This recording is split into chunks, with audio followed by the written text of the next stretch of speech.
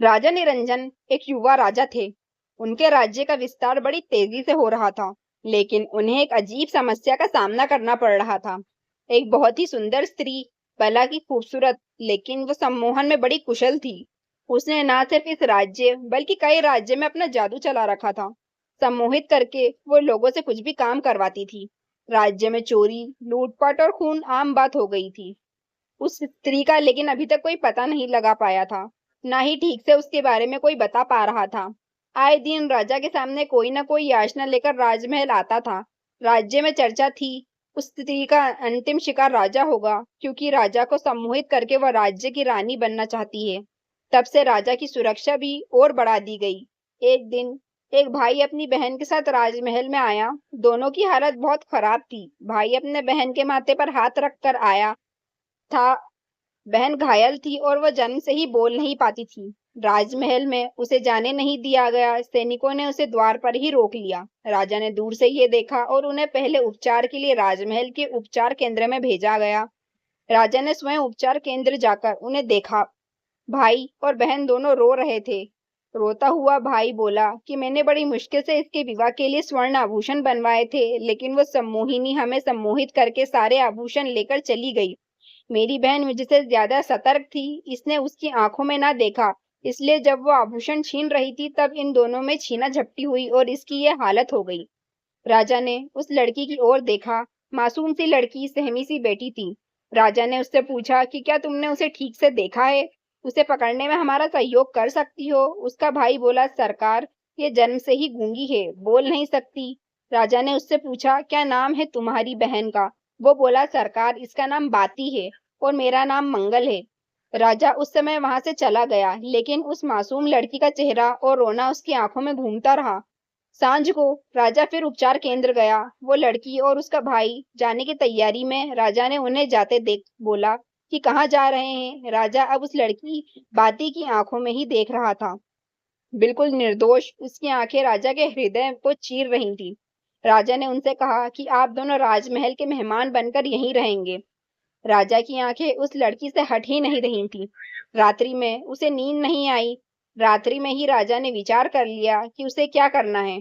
सुबह राजा शीघ्र ही उठ गया। उसे बस बाती को देखना था। वो उसके कक्ष में गया। बाती ने राजा को देख पहले खुद को संभाला। राजा बाती के पास आया, कहा कि तुम मेरी रानी बनोगी? क्या है तुम में जो मुझे सोने नहीं दे रहा? बाती की बड़ी बड़ी आंखें अब राजा की आंखों में देखने लगी। राजा को जैसे दुनिया मिल गई। राजा ने बाती को जोर से पकड़ लिया और अपने सीने से लगा लिया। उसका भाई कक्ष में आया और उसने राजा को बहन के साथ ऐसी दशा में देख कहा, महाराज, आप ये क्या कर रहे हैं? राजा ने बोला, अब ये हमारी रानी बनेगी। बाती ने शर्म से आंखें झुका ली। राजा ने अपने मंत्रीगण को कहा कि कल ही उनका विवाह होगा, प्रबंध किया जाए। राजा के महामंत्री को खबर खुशी के साथ थोड़ी संकोची भी लगी। तभी अचानक द्वार पर एक लड़की बहुत रो रही थी। महामंत्री वहां गए, तब उन्हें पता चला कि वो लड़की भी बोल नहीं सकती।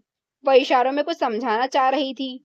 थोड़ी देर बाद समझ आया कि उसका भाई सम्मोहिनी के वश में है, ऐसा ये कहना चाह रही है। महामंत्री को अब शक होने लगा। उसे पता चल गया था कि ये उसकी असली बहन है और राजा भी अब उस सम्मोहिनी के वश में है। राजा एक पल के लिए भी उसका हाथ वो छोड़ नहीं पा रहा था। सम्मोहिनी भी राजा को इस हालत में देख बहुत खुश हो रही थी। वो सोच रही थी, ये राजा तो अब मेरे लिए मरने को भी तैयार हो जाएगा। बस मुझे इसी तरह सम्मोहित करके रखना होगा। महामंत्री को लग गया कि राजा को अब स्त्री इसके चुंगल से छुड़ाना होगा। वो राजा के पास गया और कहा कि राजा, कल आपका विवाह है और विवाह के पूर्व कुछ रस्में और शगुन होते हैं। इसलिए विवाह के पूर्व आप ऐसे रानी के साथ एकांत में नहीं रख सकते। उस स्त्री ने महामंत्री की ओर देखा, लेकिन वो आंखें नीचे करके ही रहे। उन्हें पता था कि अगर एक बार उनकी आंखों में उसने देख लिया तो वो भी उसके वश में आ जाएगा। राजा नहीं माना, वरना उसका भेद खुल जाता। इसलिए वह चुप रही। अगले दिन मंडप सजाया गया था। राजा आतुरता से वहां उसकी राह देख रहा था। दुल्हन को लाया गया। आंखों पर काला कपड़ा था। फिर मंडप पहुंचने पर कपड़ा हटाया गया। जैसे ही कपड़ा हटाया, सम्मोहनी को कुछ दिखाई नहीं दिया, जिस कारण उसे पीड़ा और क्रोध आने लगा, क्योंकि उसकी शक्ति तो उसकी आंखों में ही थी। वो जोर से चिल्लाई, महामंत्री, तूने मुझे अंधा कर दिया। ऐसा कहकर वो हड़बड़ाकर इधर उधर दौड़ने लगी। तूने मुझे अंधा कर दिया। सारा मंडप बिखर गया। राजा भी उसकी वाणी सुनकर जैसे नींद से गया हो। उसका सम्मोहन टूट गया। राजा ने कहा, तो अच्छा, तो तुम वही हो जो हमें धोखा दे रही थी। सम्मोहनी को फिर पहरेदारों ने पकड़ लिया और कारागृह में डाल दिया। राजा ने महामंत्री से पूछा कि आपने ये कैसे किया। महामंत्री ने कहा कि उसकी शक्ति उसकी आंखों में थी। मैंने कुछ समय के लिए उसे एक पदार्थ से अंधा कर दिया था और उसकी असलियत सामने आ गई। राजा ने उन दोनों भाई बहनों को धन्यवाद के साथ विदा किया और महामंत्री को भी उन्होंने और राज्य को बचाने के लिए धन्यवाद दिया।